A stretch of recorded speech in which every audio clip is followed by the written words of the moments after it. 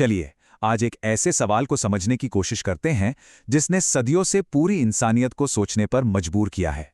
क्या भगवान सच में हैं? आइए इस पहेली की गहराई में उतरते हैं। देखिए, ये सवाल सिर्फ कोई फिलॉसफी की बात नहीं है। ये हमारी जिंदगी के हर पहलू पर असर डालता है। हमारी वैल्यूज, हमारे फैसले और यहाँ तक कि हमारी जिंदगी का मकसद क्या है, इस पर भी। क्या वाकई कोई अनदेखी ताकत है जो हमारी किस्मत लिख रही है, या ये सब सिर्फ हमारे दिमाग की एक रचना है? बात है 1963 की। एक जाने-माने फिजिसिस्ट थे, पॉल डिराक। उन्होंने एक बहुत ही हैरान करने वाली बात नोटिस की। उन्होंने देखा कि यूनिवर्स के जो बेसिक नियम हैं, जैसे कि ग्रेविटी, वो एक बहुत ही खूबसूरत और सटीक मैथमेटिकल भाषा में लिखे हुए हैं। इतनी सटीकता कि इसका बस एक इत्तेफाक होना लगभग नामुमकिन सा लगता है। इसी को कहते हैं फाइन ट्यूनिंग आर्ग्यूमेंट। एक मिसाल से समझते हैं।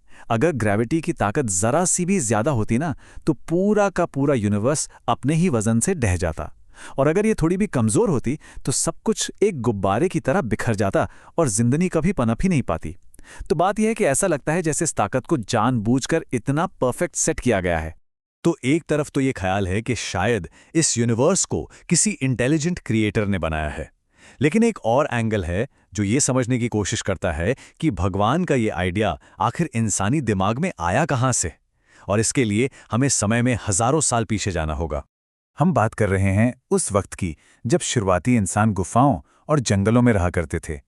वो एक ऐसी दुनिया का सामना कर रहे थे जो उनकी समझ से पूरी तरह बाहर थी। सोचिए, उन्होंने ऐसी चीजें देखीं जो उनके कंट्रोल से बिल्कुल बाहर थीं। आसमान में चमकती बिजली, अचानक आ जाने वाले तूफान, रोज सुबह उगता हुआ सूरज और यहाँ तक कि मौत। ये सब बातें उनकी समझ से परे थीं और उनके मन में एक डर पैदा करती थीं। अब देखिए, इंसानी दिमाग की एक खासियत है, वो ज्यादा देर तक कंफ्यूजन में नहीं रह सकता। उसे हर चीज का कोई मतलब निकालना ही होता है। तो इन सब रहस्यमयी घटनाओं का कोई मतलब निकालने के लिए उन्होंने आत्माओं के कॉन्सेप्ट पर यकीन करना शुरू कर दिया। और यहीं से जन्म हुआ सबसे पहले बिलीफ सिस्टम का, जिसे एनिमिज्म या जीववाद कहते हैं।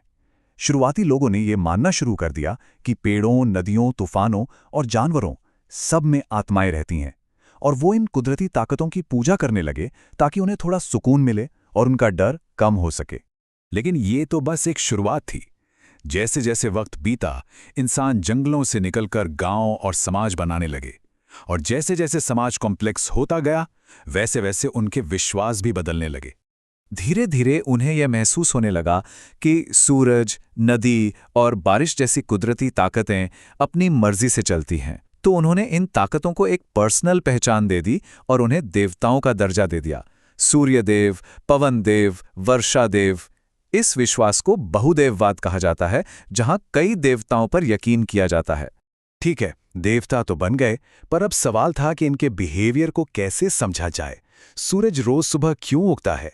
बारिश क्यों होती है? इसका मतलब निकालने के लिए लोगों ने कहानियां और मिथक गढ़ने शुरू कर दिए। इससे इन देवताओं को इंसानों जैसी भावनाएं और मकसद मिले, ताकि लोग उनसे और ज्यादा जुड़ाव महसूस कर सकें। और इन्हीं सब पुरानी सभ्यताओं के बीच एक ऐसी जगह थी जहां दुनिया के सबसे पुराने धर्मों में से एक की नींव रखी जा रही थी, सिंधु घाटी सभ्यता। उस समय सिंधु घाटी में भी कई देवी देवताओं को पूजा जाता था, लेकिन करीब 1500 ईसा पूर्व के आसपास इंडो आर्यन माइग्रेंट्स अपने साथ वैदिक धर्म लेकर आए। और मजे की बात यह है कि इस वैदिक धर्म ने पुराने विश्वासों को खत्म नहीं किया, बल्कि वो उनके साथ मिल गया, जिससे एक और भी गहरी परंपरा बनी। इस वैदिक परंपरा के साथ कई नए देवता भी आए, जैसे कि इंद्र यानी बिजली और गरज के देवता, अग्नि यानी आग के देवता, और वरुण यानी जल के देवता।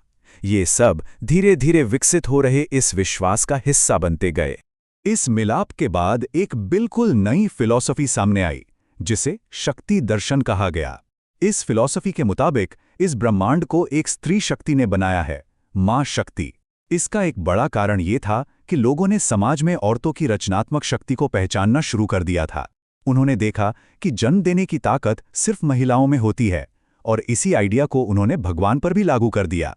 और फिर कहानी आगे बढ़ती है।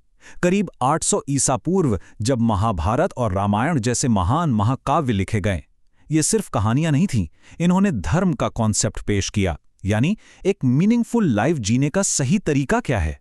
इन्होंने बताया कि क्या सही है और क्या गलत, और इस सारी समझ को भगवान से जोड़ दिया ताकि लोग इसे आसानी से अपना सकें। वक्त के साथ साथ विश्वास का ये विकास तो चलता रहा, लेकिन इन पुरानी कहानियों से जुड़े आज भी कुछ ऐसे रहस्य हैं जो हमें हैरान कर देते हैं। जैसे जैसे विश्वास आगे बढ़ा, दुनिया के कई हिस्सों में एक और बड़ा शिफ्ट आया। बहुत सारे देवताओं की पूजा करने के बजाय लोगों ने एक ही सबसे बड़े ईश्वर पर यकीन करना शुरू कर दिया। इस आइडिया को एकेश्वरवाद कहते हैं, और इसी पर यहूदी धर्म, ईसाई धर्म और इस्लाम जैसे धर्म बने हैं। लेकिन यहाँ कुछ ऐसे सवाल उठते हैं जो आज भी गर्मा-गर्म बहस का हिस्सा हैं। जैसे कई लोग मानते हैं कि राम सेतु, जिसका जिक्र रामायण में है, वो इन कहानियों का एक जीता जागता सबूत है। सवाल ये उठता है कि अगर ये सिर्फ एक कहानी थी तो ये फिजिकल स्ट्रक्चर आज भी क्यों मौजूद है।